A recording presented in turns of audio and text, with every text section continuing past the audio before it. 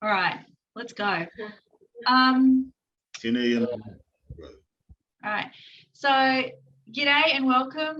My name's Laurie J. Ellis. I'm the CEO of the Queensland Writers Centre. We are here today with two dual international book launches. We've got Garth Jones with Homebrewed Bullet Vampires, Volume 1, and we've got Duvay Knox, The Soul Collector, but today he's launching The Pussy Detective. No. Soul Collector. Soul Collector. Oh, yeah. Sorry, I think it's my sound. I totally read it off the screen. So if we just, in Australia, when we start a meeting, we acknowledge the traditional owners of the land on which we're meeting today. And in Brisbane, that is the Tuggerah and Yurubal people. In where I'm from, which is Bundaberg, it's the Bunda tribe. And where is it in Broken Hill, Garth? That's a very good question that I can't quite remember at the moment.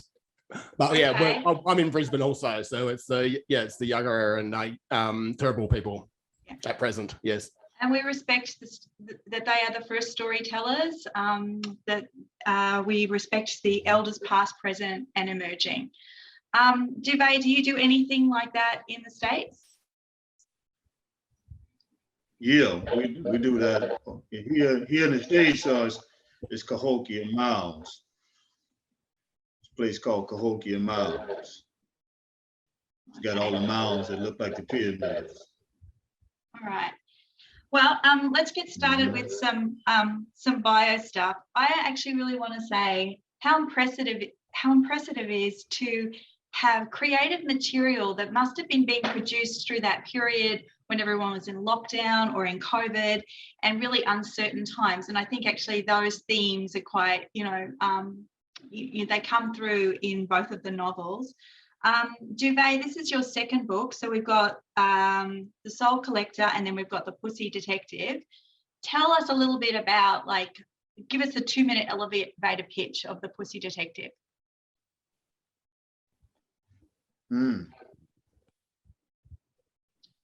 Let's start from where I start. Well, I grew up voodoo. So I'm basically from the South, New Orleans, Louisiana, Mississippi, the Delta in the United States. So I kind of grew up voodoo. And that's the genesis, that's the beginning of The Pussy Detective. So I just thought about, there have been all kind of detectives out there, but there's never been a hoodoo detective. And so that was just the idea I got. Yeah. And when you were starting to formulate this idea, how long did it take? Do you write on the fly? Are you writing to a plot? Did you have a really kind of strong understanding of what you were doing, or you were just in the flow? Yeah, I'm well steeped in hoodoo. That's what we do. Yeah. So the book was easy to write. I don't go by days. I go by hours. You know what I mean? So people say, hey, it took me 30 days to write a book. I go by the hours because I look at how much time I spent on the book. So The Pussy Detective basically took me about 72 hours. So that's 3 days technically to write. But that's spread out because I didn't work on it every day. But when I count up the hours, I could see that I spent about 72, 78 hours writing the book. So that would be about 3 days, because I'll write a book and I'll leave it alone. I won't even go back to it for a month or two, whatever it is. You see what I'm saying? But it was easy flow because it's in me. Mm-hmm. So that's the type of books that I write. I write pretty much stuff that I automatically know about. It's not hard to write. And when I write fast. I don't really think about how I got to plot things and all of that. I don't, go through writer's block and none of that shit that folks talk about. I don't even know what that is. Well, that's good. So, yeah. I think your own writer's like Usain Bolt with the 72 hours. All right, Garth, let's get onto yours. So yours is the first book in series. We've seen this work before. We've seen it at the Queensland Writers Centre for Adaptable. We loved it a couple of years ago because of its gritty kind of voice and its political bent. Tell us your 2-minute elevator pitch for Homebrewed Vampire Bullets. Homebrewed is basically a slightly shifted version of growing up in a regional mining town in Australia and embracing the vernacular of all of those seedy old dudes I used to know growing up, and then applying it to like the previous 20 years of like hanging out in green rooms and bands and twisting it with the current state of popular culture and Australian politics in a nutshell. All right, and Duvay did his in 72 hours? I certainly did not do it in 72 hours. I did it in a Excel spreadsheet while I was working for the Shepparton News. So I dedicated half a day to their work and half a day to writing the book. So hours-wise, I'm guessing more in the realms of maybe 100 off the top of the head. Yeah. Just trying to pump it out. Still pretty fast, but not that fast. Yeah. Yeah, they number about 4 days. For all my writers who are on here who we're like looking at 6 months for 60,000, you keep going. Don't you stop. These guys are these guys are stars, obviously, with this. Okay. So we've got Garth, we've got this voodoo like permeating Duvay's book, and we've got like the rock permeating yours. What is it like? Why this? What is it the theme representing? I mean, mine's more bound up in hanging around with a bunch of Dungeons and Dragons playing pseudo occultist pagans in my late teens, early 20s, and then just making up a whole bunch of like bullshit to hang the story off of, which is, you know, like my own system of magic, much like someone like Alan Moore or Grant Morrison would probably admit. You know, you just sort of make your own magic and then insert it into your narrative.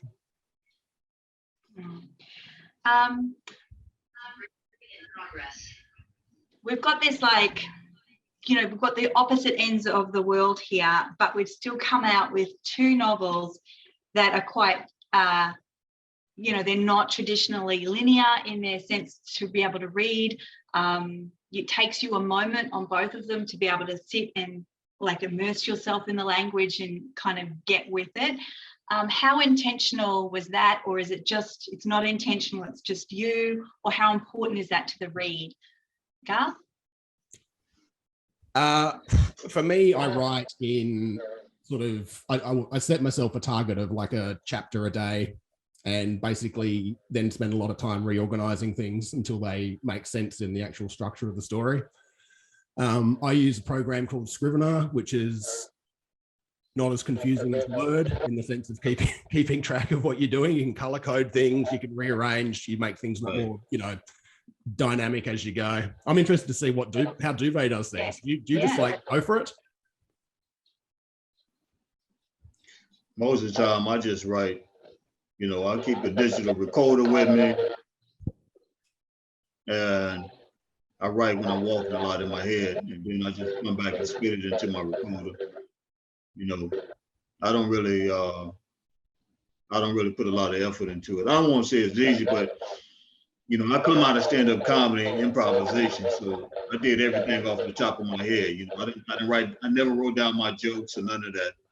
So I'm just used to going off the top of my head, and then I just write it down, and then I spit it to my recorder. Then I come back and listen to it. If it sounds good, I write it. You know, I write it down.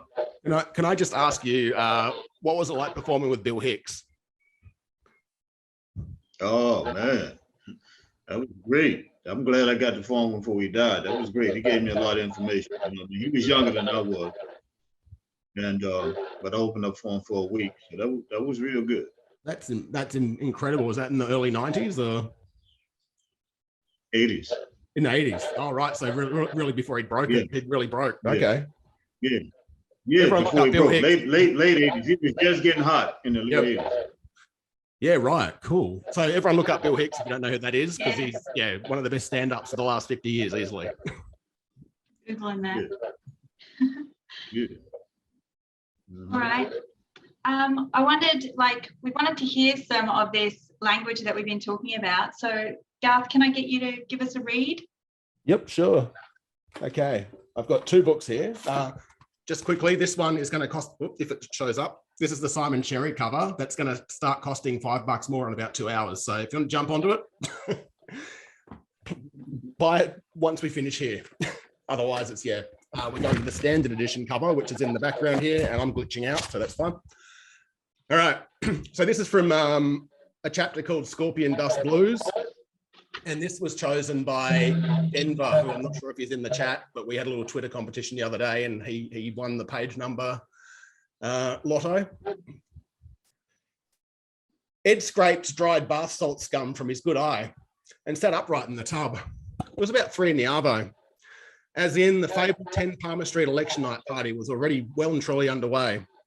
He dragged on some filthy denim strides, donned a scuffed cowboy lid and ambled downstairs, navigating through the local scene ne'er-do-wells who'd materialised during his brief rejuvenative bath kip.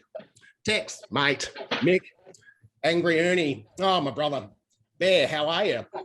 Hopesy, Blixer, Chrissy B, Jacko, Rocco, Ballbags, you cheeky bastards. Silly, Mick, Naughty, Warren, Flog, mate. Horn, Spud, my man, Tim, mate. Bulldog, Gnome, Hemphead, Boxhead. I knew all these people, by the way. The ancient terrace's living area had been hollowed out into a pretty audacious open-plan party zone come jam room when the lads had moved in a year or so back. It helped that their landlords, glorious old duffers they were, had pretty much phased into another, profoundly more senile and scooter-bound plane of existence, meaning they'd never made it across the road and up the steps from their retirement village to do an inspection in the time Ed and Johnny had been tearing it up. Anyway, shit had kicked off again in the trademark low-life 10 Palmer style earlier in the afternoon. About 100 or so scallywags, pirates, bikers, scumbags, dealers, creeps, and general lowlives from the local scene were getting loose in the cavernous, blacked-out confines of the downstairs zone. A boxy old projector was rigged up, a disaster of cables and gaffer tape jury-rigged by Switchback's roadie Flog, beaming live election coverage in flickering monochrome across the least despoiled wall available. A highlights package detailing Dunga McLennan's switch from star football to national politics presently unspooled. Absolutely zero revelers gave 2 fucks. Ed wove through the throng with spaghetti limbs, sprawled at the makeshift bar, swiping a lonely milk carton full of someone else's homebrew. The house band, Babylon, was set up in the taped-off zone in the centre of the room, ploughing viciously through a set of screamy riot girl punk. Bloody good they were too, nice and feisty and plenty prone to delivering the occasional boot to a wayward handsy mosher, as Chris Billy, the band's drummer, had discovered several times already. Settling into a busted hard rubbish pleather chair, Ed took a long pull on his contraband booze, sparked a spliff and reflexively coughed a nugget of something chemical down his gullet. There you go. Thank you. I had a 12-minute one, but no. What I was thinking was how the language has a mood of its own. It has a feel of its own besides the plot. I mean, the plot of the story is great and we, you know, it's fast-paced and it's action, so people like that definitely get into it. But also the language has this kind of mood. And just like today, where it takes us a moment to hear each other's accents over Zoom, like my beautiful flat A and my absolutely don't open my mouth Australian kind of language. It takes a moment when you're moving into it. How, like when you're writing it, Garth, are you saying it out loud? Are you just saying it in your head? Does it just come out lyrically like that? How are you working the words? I mean, I know the best practice is to read your own work as you go, but literally yesterday, as I was reading this to start the process, I started editing again. On the page, I'm happy with like the pace of how it goes, but yeah, reading it, like I have to take a deep breath and go for it. Yeah. Because yeah, I am verbose in it. Yeah, there's like a lot of long sentences there. Duvay, with you when you're writing, are you, like you told us before, it comes to your head and then you just kind of transpose it down and it's in pretty good nick. Do you then say it out loud, or are you happy with what's on the page, or how do you do any edit? How do you get to the end? You know what? I pretty much edit as I go. Yeah. That's where we get this emotional once touch. I finish it. Yeah. Yeah. Once I write it down, I'm pretty much done with it. And I might go back through the see if it's just like I wanted. I call that my tighten up. I tighten it up. You know what I mean? but then basically I'm done because once I'm finished with a book, I'm done. I don't like to read it again. I'm through because I've already been sitting with it for 72 hours or 100 hours or whatever. So yeah, it's good. And do you either of you find that you've got a like, because you know there's an emotional punch to this type of writing, and there's a polarization that can happen where some people are going to love it and some people are going to be like, oh, obviously they're not here today. Have you had any polarizing reviews, or is everyone in love like we are? Duvay? I wouldn't on Goodreads. I mean, I've had some, I think some 3-star reviews, but you know, they didn't really trash the book, but they gave me 3 stars, you know, but I don't really worry about reviews like that because, you know I'm gonna sell 1,000 of them anyway. Yep. So I don't worry about the critics because fuck them. Yeah. I'm gonna sell the books myself. You see what I'm saying? So critics don't mean nothing to me. I mean, in terms of selling the book, I mean, it's good if people write something about it, but as far as them affecting my sales, they don't really affect me like that. Okay, Garth, did you have a question? No, I was just going to say, I think my most scathing one was from a query, which was just thanks for submitting. We want to publish a real book, and I was like, oh, all right, cool.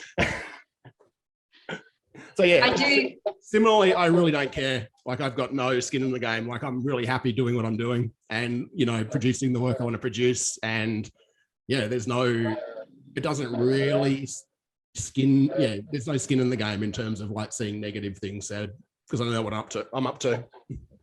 I think that's so amazing in a world where we're on social and we're like constantly inundated, and the marketing and the promo, to be able to have a skin that's like, nah, not me, you're not touching me. That's really remarkable. Right. Yeah, have you got a reading, Duvay? Are you going to have you got a reading from the Soul Collector? Yeah, I can do one. I mean, I got a little. I want to hear one, please. Yeah. Definitely. Can y'all hear me all right? Yeah. Yep. Okay. This is chapter 8 called Billy. It says biracial Negroes irritate the hell out of me. They be calling themselves mixed. I call them mixed up. Truth be told, white folks irritate the hell out of me too, but for different reasons. Mind you, I ain't saying I don't like white folks. I'm just saying they rubs me the wrong way because they soul is too heavy to be fucking with when you do a gig like this.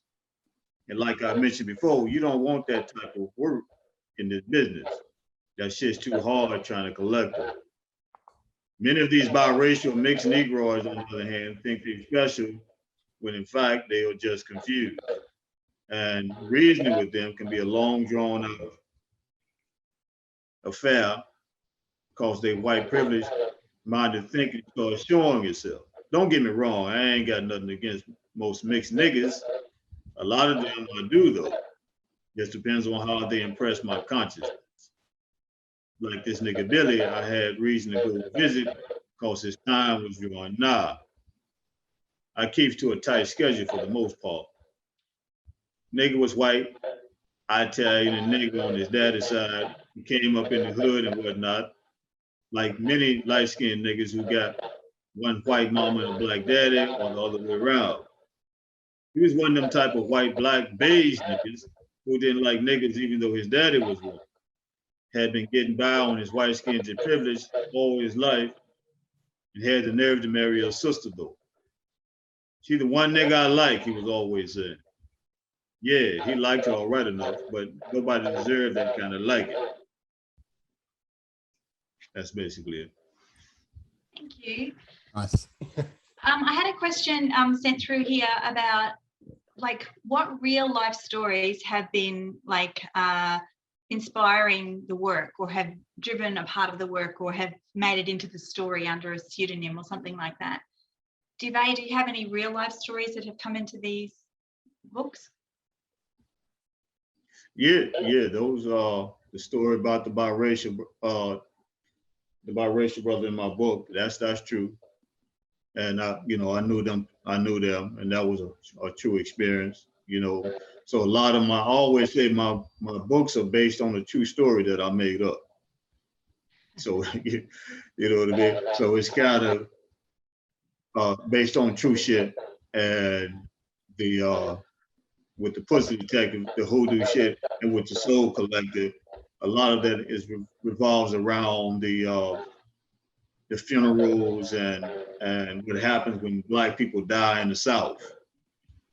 You know what I mean? So everybody has this superstition about it. So I just kind of wanted to put a spin on it based on the truth and make it a supernatural story. And Garth, is yours based on true stories that you just made up? Allegedly, yeah, just allegedly. There are certain people I haven't sent the book to because it probably skims a bit too close. But yeah, I mean, everything's like a step removed from reality, and I need, I need to start having a bit more of a life again as a parent to find some new ones. Yeah, well, the stories will be different. I've got some ideas, but yeah, they get a little bit tricky to sort of tap into reality. I think 4-year-old unicorn parties with pagan sheep. It's not really the vibe. Yeah. Yeah, maybe not. All right, but I wanted to ask you both about like who inspires you when you're reading and when you you're sitting down for yourself. Who are the writers and the readers that you connect with? That's a good question. Go for it, man. You know what? I'm inspired more by comedians than I am writers, because that's the world I came out of. So, Rudy Ray Moore, Dolomite in the United States, was a famous comedian. Bill Hicks, Richard Pryor, people like that, Paul Mooney. And so that's why most of my writing is real fast and based on dialogue, because when I write a book, I see myself standing in front of a mic and I'm talking to the audience. So it's kind of like a storytelling situation. So I just hear the dialogue. So I'm more, but there are writers that I do admire, and I've read their work, and I can see some of them influence, like Donald Goines, Iceberg Slim, Nathan Hurd, who a lot of people don't know about, Chester Holmes. You know what I mean? Jamaica Kincaid, Zora Neale Hurston is a nice, is a woman that I like. She wrote a lot of folk tales, and I see myself as a folklorist. Zora Neale Hurston had a nice influence on me. I think that oral storytelling, like the standing up and the comedian aspects, somebody else had written through a question saying, if you weren't a writer, what else would you be? Is it comedian? Is this what you would, is this your day job? Yeah. Like what? I see myself really as a comedian who writes, as opposed to a writer who's a comedian. I'm just telling jokes on the page. You know what I mean? And where I come out of, griots and storytellers is the whole thing. You got to know how to. I grew up. You had to know how to tell a story, because you didn't know how to tell a story and keep everybody entertained. They would be bored. So I come out of that storytelling environment. So as soon as you open my book, it's bang, bang, bang, and it's in the dialogue. I want to keep you going. And since I'm from the South, I speak a lot of my words in dialect, because that's how we understand it. I speak phonetically more so than the as long as you can understand what I'm talking about. That's all that matters. As long as the words sound the same, it's close enough. And when I was reading your review that you did of Garth's work, that's really evident for people who are tuning in today. Like, peeps are willing to do anything for 15 minutes of fame fuckery. It's really just spoken like we're talking to you today. So that leads me over to you, Garth. Who inspires you? Who are the writers that have been inspiring you? Well, yeah, I mean, but in the same sense, I'm sort of more into lyricists than, I obviously read widely, but I'm going to out myself as, well, not to some people on this chat, but like a huge David Lee Roth fan. And like people, you're kidding. You know, people, witty lyricists, and that's where I sort of find the flow of what I do more so. You know, I love a guy called Mark Manning, who was the lead singer of a band called Zodiac Mind War. Yeah. And his writing is, you know, it leaves me in the dust in terms of like his debauched take on things. But like he was sort of the inspiration for me to return to actually like putting thoughts down, you know, after I'd done stints in like advertising and, you know, other industries. I read his book, Get Your Cock Out. And I was like, I can do this. Get your cock out or write the story. There are no rules. But yeah, well, A and B, yeah. But yeah, when I realized that there was sort of like the set of rules that were binding, you know, what I thought my voice would be, just didn't make any sense. Yeah, Mark Manning's the guy for me. Okay, so you've got like this background in music and like flowing through into your work. And Garth, you talked about the comedians, but is there a history of storytelling in anyone's background? Is it family? Was there any storytellers? Yeah, that's what I was saying. I grew up storytelling, and you know, in the United States, when you grow up in the hood, in the country, you know, people always gather around on the corner and, you know, talk about each other. You know what I mean? They call it signify. You know what I mean? And so like Rudy Ray Moore was great at that. My daddy was good at that. So you kind of grew up with this whole thing about signifying and telling stories. And that's why I went into comedy, because it's the same thing. You just tell them the story. You see what I'm saying? So to me, it's not that much difference in telling the story orally as it is telling one on paper. It's the same language, it's the same dialogue. You see what I'm saying? So the story writes itself. So there's no struggle for plot and whatever. You know, I could talk 5 hours and tell the story. So it's no thing to put it down on paper. And when you're writing, Garth, who are you thinking about your readers, or are you thinking, do you know who your readers are, or are you kind of working that out, or are you writing for them or for yourself? For myself, I think. Yeah. And I'm gratified that people are finding the work, but yeah, I sort of realized that trying to write for a specific audience isn't really my thing. So I'm just putting it out there now. And if people want to jump on board, that's cool. But I looked at a lot of notes and things I'd written over the sort of decade before I actually started doing it, attempting it seriously. And it was, there was a lot of like attempted edgelord sort of stuff that just didn't really fit the voice. But yeah, it clicked in. It clicked in. It was just a case of like, sticking with it. That's so funny. My whole room is full of stories, and I look back at the old ones and go, God, I was good. Why didn't I finish that? I was fucking I'm terrible. like the opposite. I was terrible. And Duvay, are you thinking about your reader, or are you writing for yourself? Are you writing to get it out? Yeah, I mean, I basically write for myself, basically. You know what I mean? I write the stories that I want to read. Because, I mean, I've basically been reading since I was a shorty, 3 years old or something like that. And, I was a child that read every book in the library, you know what I mean? So I've been reading a long time, everything, So when I got into writing, I just didn't see stories that I wanted to see told. You know what I mean? So I just wanted to write the book that I would like to read. And I get bored very quick, which is why my books are short. You see what I'm saying? If your book is 200 pages, I probably would read it. That's why I cut mine up into attention span. That's why I cut mine up into novellas, so you'd read them. Yeah. But we're seeing that a lot. I mean, I was like, fuck, 400 pages. No way is he going to read it. I'll have to. no. Look, that's just, to me, that's just pretentious bullshit. I mean, because, I mean, you know what I mean? If you're a reader, most people who are readers been reading a long time.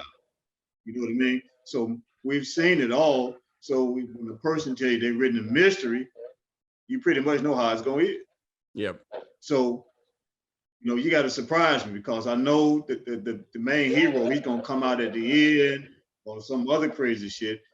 But along the way, you drawing this shit out, and it's just, no, it takes too long. I mean, you know, if you can't tell a story in 200 pages or less, then you verbose. You're talking too much. You're gonna bore the reader. So that's just my opinion. So, Yep. And that's how I came up. So when I write a book, I get right into it, and I keep the pages turning, because I don't want you to put the book down. Yeah. You And see? when you're writing, if is it takes 3 joyous? days, When you're writing, is it Say a it again? joyous situation? a joyous? Yeah, joyous, or is it hard work? No, it's fun. No, it's fun. Because I'm just joking around. Yeah, Talking shit. I'm trying to break back into that headspace, because it's been just sort of production and preparing this book. And I sat down and wrote 2 lines the other day, and I was like, not yet. We're not back in that. It's not there just yet. There's a huge outline sitting there, but it's just not quite the headspace to like get there yet. So it's just, yeah, I'll know when, you know, the notes on my phone have hit the point that, you know, there's like 5,000 words of like outline on the phone. I'll be good to go. Okay. But yeah, it's just that sort of incremental sort of like push towards like starting something again. So can you give us a You know what sneaky I don't get? idea? Sorry, Duvay. What was that? Sorry, Dubay? No, go ahead. Okay, cool. All right. Can you either of you give us a sneaky kind of glance of what the next book is going to be? I'm going to write, I've written 25,000 words on volumes 4 to 6 of Homebrewed Vampire Bullets. So these first 3 will come out tomorrow, the end of January, and then just before Easter. And then I'm going to sit down and write the next 3. So take a little break in the middle, and start releasing, I guess, those in 2024. I can't tell you what happens though. No, all right. Duvay, do you know what your next one's going to be? Well, you know, I'm working on a couple of books. One is about a Black pulp fiction Western based on Tina Turner and Pam Grier. And it's called Badass Beulah. And the other one is called Vampire Dick. It's about a detective who deals with vampires. Right. So, I've got 2 questions there, so just bear with me. How do you write characters that are different to yourself? So you've just said like a Tina Turner kind of space in there. And secondly, what's with all, like, how did you guys meet? You're both like supernatural. You're both about the voice of the piece, really unusual short reads. How did you meet? And second question, how do you write characters that are different to you? I don't. Just ignore them. I get people to keep, I think beta readers tell me when I need to like put other characters in that aren't me. Or variations on me. And that's fine. I've got that's the voice, I guess. How do we meet, Duvay? On Twitter, man. Yeah, it was just Twitter. It was like, yeah, it wasn't OkCupid. It wasn't like, but it was like, yeah, right. we're just chatting on Twitter. Yeah, this is where where it happens. Right, I saw what you was writing. You saw what I was writing. Yeah, like that. I bought Soul Collector, and it came in, and like I was very, I was blown away by it. So I was very, big on pushing it out there on social media to like make sure people checked it out. I think I was the first Australian to buy it, maybe. And then then Pussy Detective, I was hounding Clash Books because it was like $100 to ship a copy out. to Australia at the start of the year. So I was chatting to the guys behind the scenes then and getting hold of an ebook so I could check that out as well. Yeah, just love the work. Yeah. So Yeah. would you That's collaborate? right. I think. Would there ever be a reason or a way for you guys to collaborate? Or We'd you have to- solo, you soloists? We'd have to sit in the room, I think. Yeah, That's I mean, who knows? I like Garth because Garth has a hip perspective of writing and that type of thing, and you know, pushing the envelope. So we kind of like vibed on that on social media. You know what I mean? He could appreciate the language. I could appreciate what he was trying to do. You know what I mean? I like writers who push the envelope. That's one of the reasons I like Homebrew Vampire Bullets. I like the way you push the language and took chance and really had social commentary about the entertainment industry at the same time.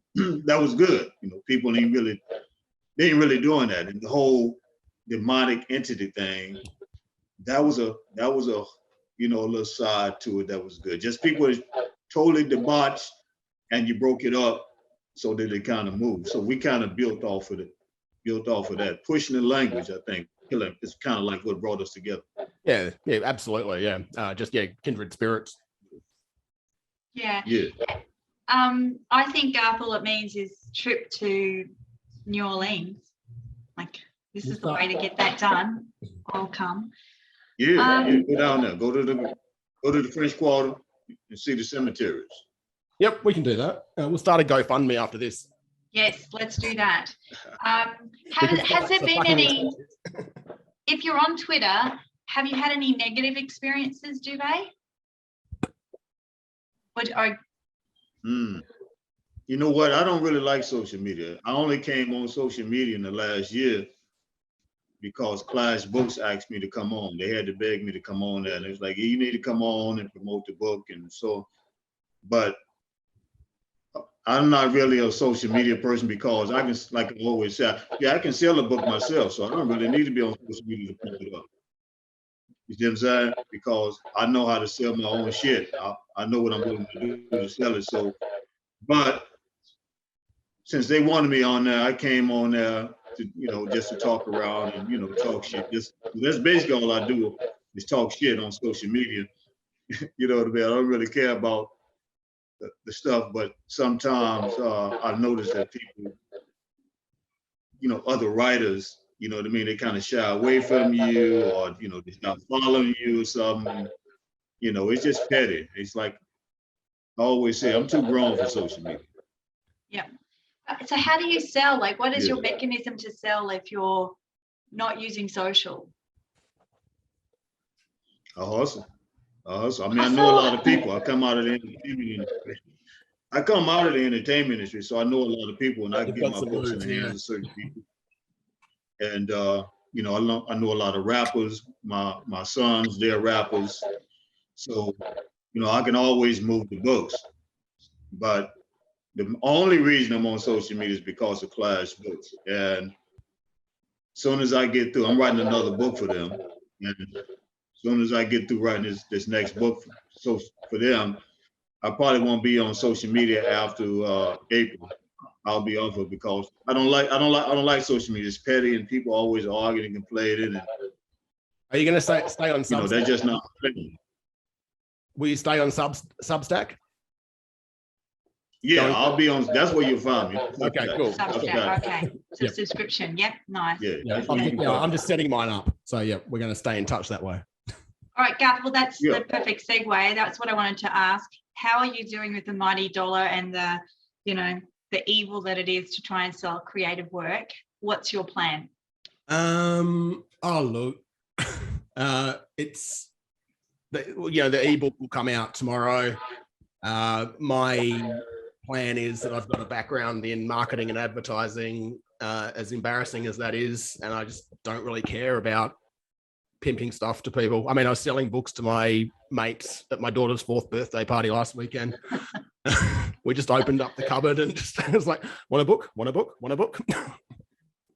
it's like, you know, Duvay says, it's just it's the hustle. And like, I think you've got to just have the confidence in your work and just put it in front of people and just be relentless with it.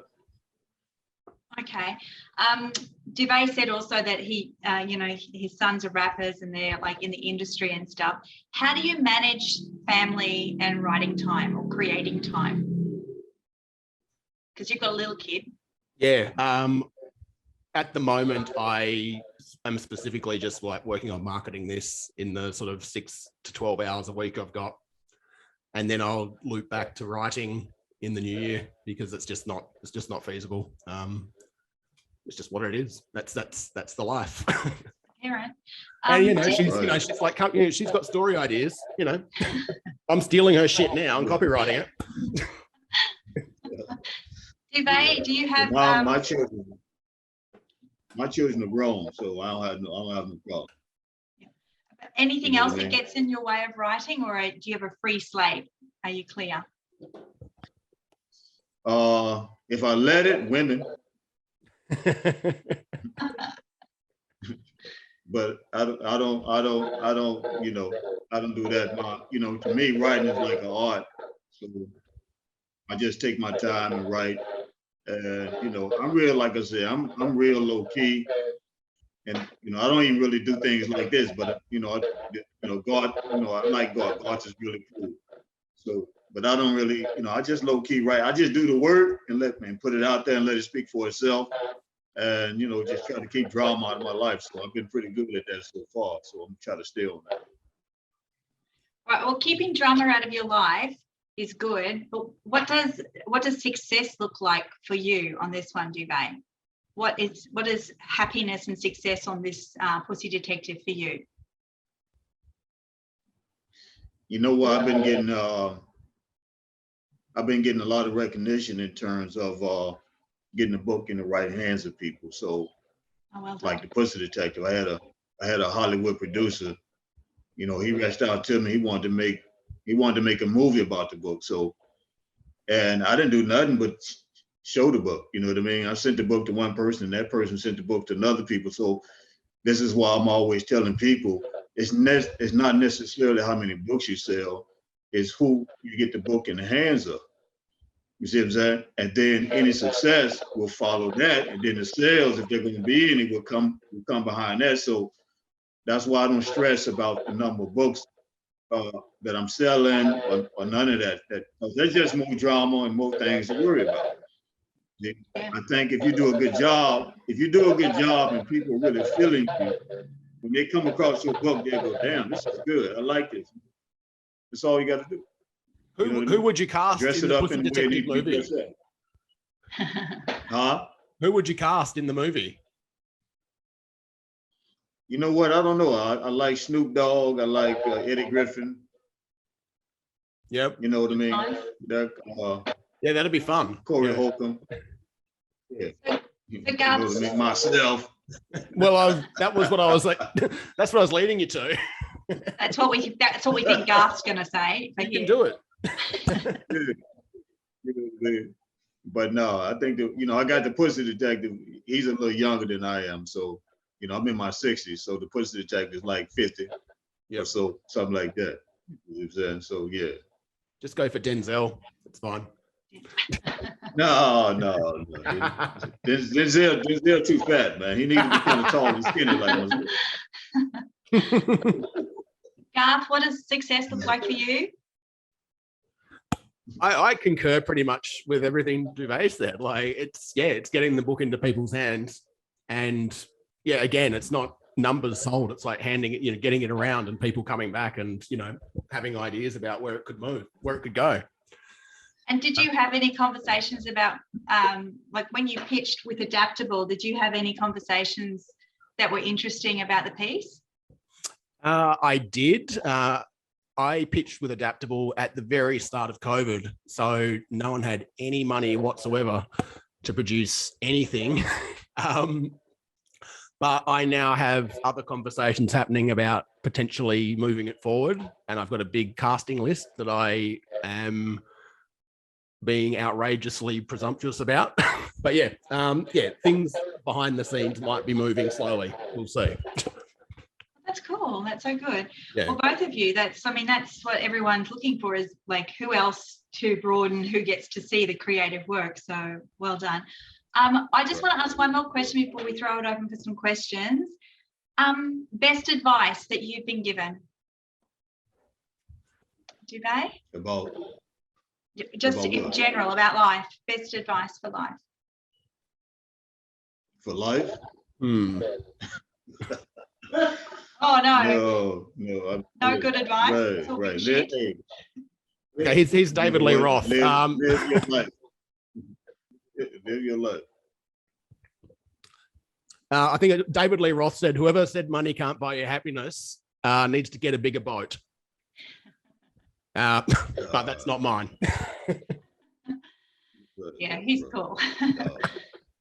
All right, let's throw it over to some questions. So if anyone wants to, we're going to try this tech. I'll try and open or ask you to unmute, or you can put your question in the chat room.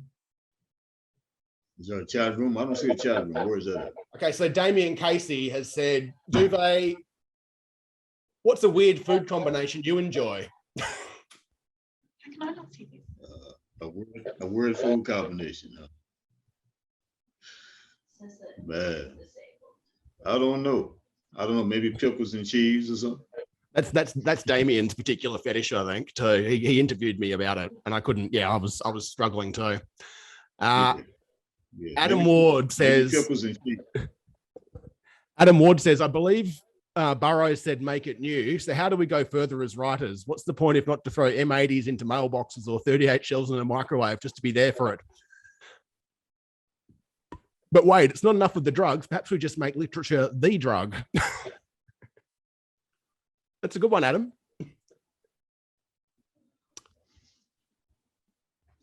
So the question was, how do we make Yeah, how do we go further as writers? Not just blowing things up and taking drugs. Isn't that what you both are doing? Yeah. You know what? I would say everything that you need, everything that they teach you about writing is wrong. It's wrong. You know what I mean? It's like, I think one of the reasons that people get writer's block is because they're agonizing over making the perfect sentence. There's no such thing as a perfect sentence. You know what I mean? You have no problem talking, so why should you have a problem writing? So throw all that shit out of your head and just start writing your book like you were speaking to somebody and telling them about whatever it is. It don't matter what you're writing about. Write it like you're talking to somebody, like you're talking to your friend, even you talking to yourself, and just write it. Then you can always go back and tighten it up and do the things. You know what I mean? But don't get hung up on gerunds and infinitives and dangling participles and all that shit that they teach. It don't matter. None of that even matter. Because the average person reading your book, they don't even know what it is. I barely know. I've forgotten all that stuff. I still don't. We did an interview with Amy Andrews a couple of weeks ago, and she's a romance writer of 80 books, prolific in the US. And when her editor asks her about grammar, she's like, couldn't give a fuck, do what you want. She's like, you solve that, I'll just write the stories. So she's kind of devoiced. We've got another one here from Lara Kane Gray. Garth, what do you see as the pros and cons of publishing in volumes, creatively or in a marketing sense? I decided to do this when I realized that I was just getting blank stares from lots of people I was actually pitching to. And then I decided to turn this into sort of a marketing strategy of like releasing quarterly to build the profile. So you can sort of have a 6 months window where I focus purely on putting this project out, and hopefully that builds momentum for what comes next. So it's purely an exercise in sort of like trying to drag out the lead for as long as possible to ensure as many people as possible see it. And also Duvay wouldn't read if it was over 200 pages. Yeah, right.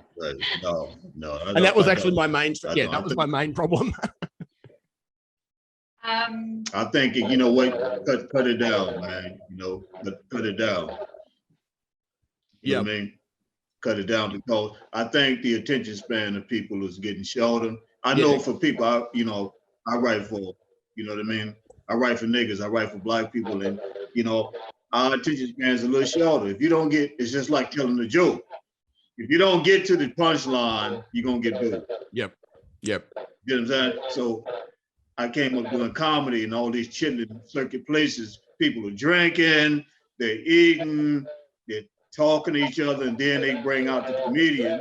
And then here you come with some lame ass jokes trying to tell a story. They ain't here to hear that. When you come on the stage, the first time you get on the stage, you got to get their attention. So you can't come on going, "How you doing?" You got to come on like, "Wake up, you motherfuckers! I'm here." Some shit like that. You got to get their attention. You know what I mean? So. And that's the same way with writing. When a person open your book, you ain't got but about 10 to 15 seconds to get the attention. And if they don't like it, they're gonna put that book down. I don't want you to put my book down. As soon as you open that book, the language that I know the people that like to read, like me, you know what I mean? It's a certain book. I write for myself first and then other people second. So I figure if I write for myself, there are other people out there that can vibe with that. So I want to hear that language. You got to come on with it. If you don't, I'm going. You see what I'm saying? So that's the same thing. Duvay, we've got a question here from Gary Moore asking, just following on from that, do you still perform stand-up? Yeah, in undisclosed locations. I don't. I go up. I go to certain cities and I go up. Yeah, there's a lot of comedians in the industry know me, so I go up in certain locations, and so it's not a big deal. But yeah, I still perform here and there. But most of the time now, I'm just putting my stand up on the page. I just went from the stage to the page. That's all. That's the only thing I did. It's the same thing for me. So, any other questions from people here? Pop them in the Q&A because I've finally found where it is. Oh, here we go. Douglas, Holgate. Both of you have the occult, paganism, and magic and mythology running through your work.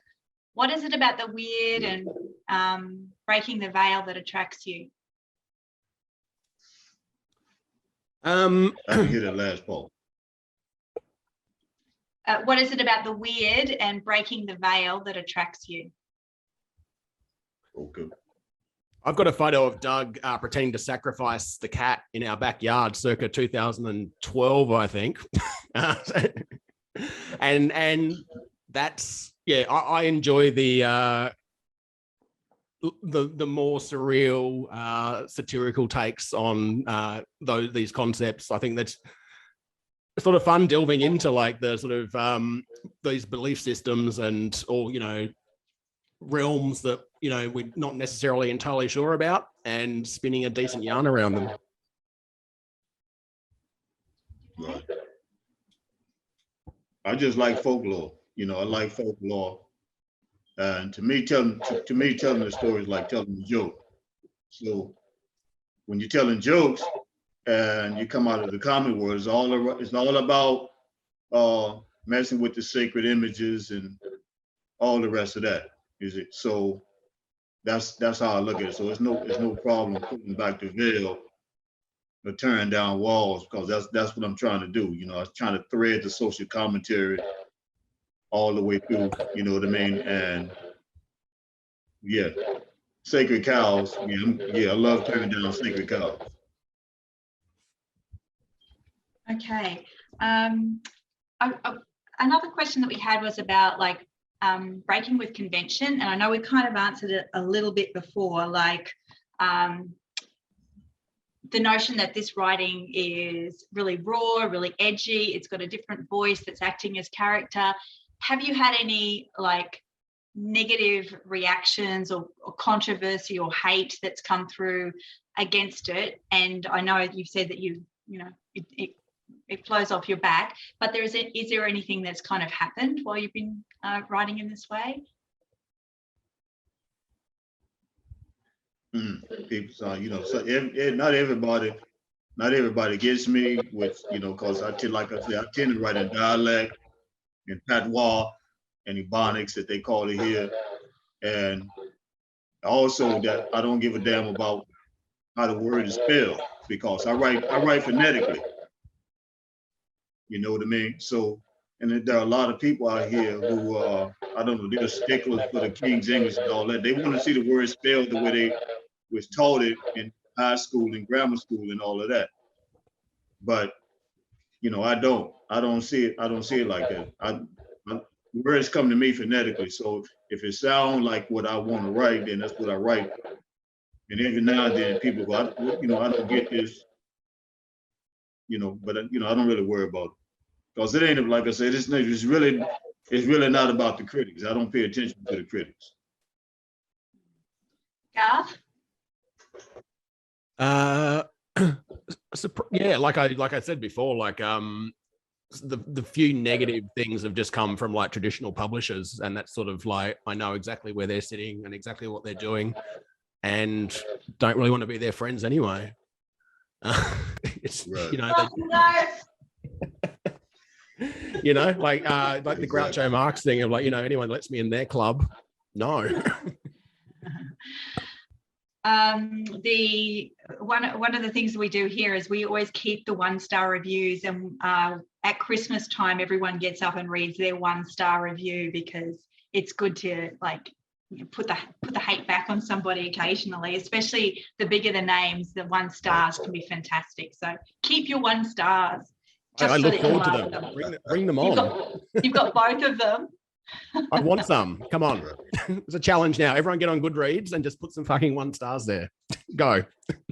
All right, so we've got only a couple of minutes left. Oh, Simon Sherry has said you both touched on screen adaptations and casting, but when you were thinking about your authorial voice, are there any particular filmmakers you imagine could translate that effectively into film? When you were dreaming? Yeah. Duvay? Right.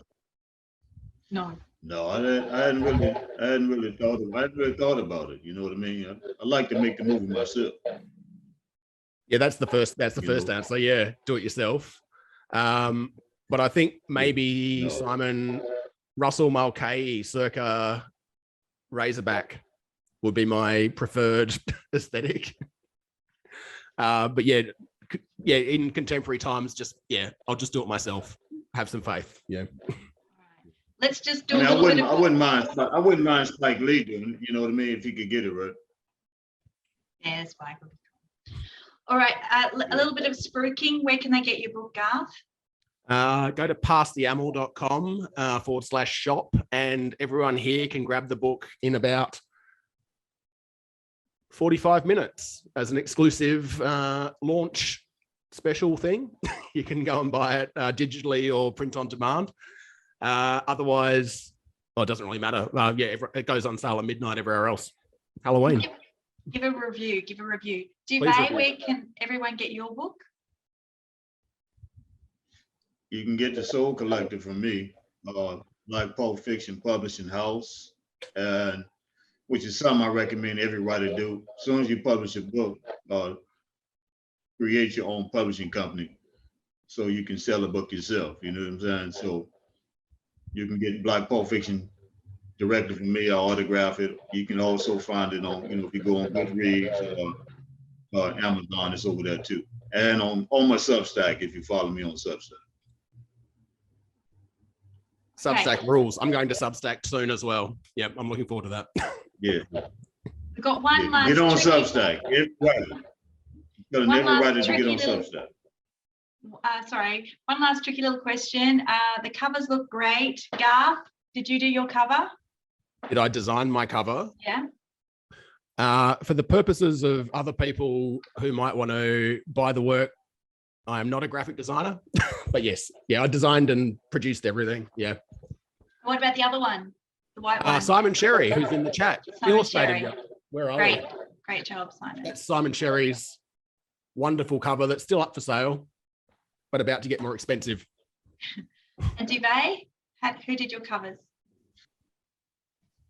Creative Onion did my cover. I mean, I helped design. I had some input. Same with Pussy Detector. I helped design that cover. I didn't do the actual design, but I had a lot of input on the cover. But most of my books from here, they'll be pretty simple. You know what I mean? So, All right. Well, I want to thank you both so very much. It's really been informative, and all I care about now is the GoFundMe page to our trip to the cemetery for Voodoo Central in New Orleans. So just make that happen, Garth. I need to set that up right now. Yeah, that's the next thing on the agenda. And thank you to everyone for coming. Thank really you so much for everyone and for participating and giving us the questions. It was wonderful to see you, Duvay and Garth, and we look forward to seeing the next book. nice to meet you. Take care, you guys. Thank you. Bye, Tabitha. Hey, man, Thank thanks you. for having me. Take it easy, Bye. guys. Bye.